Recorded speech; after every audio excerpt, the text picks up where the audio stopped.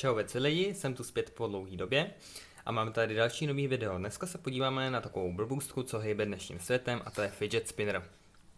Tenhle fidget spinner jsem koupil v Číně za nějaký $2.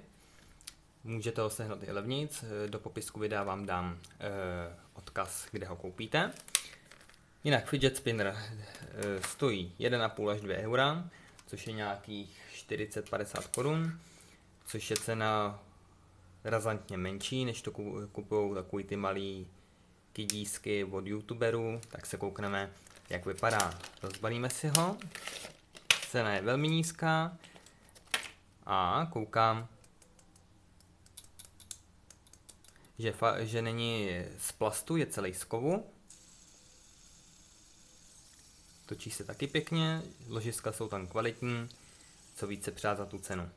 Takže pokud vás taky chytla vlna tohodle moderního nebo moderní blbůstky, tak vřele doporučuji. Jak vidíte, koupil jsem si vzhled nějakého ohně, je tam spoustu vzhledů, může si každý vybrat. Tak díky za sledovanost, čau čau.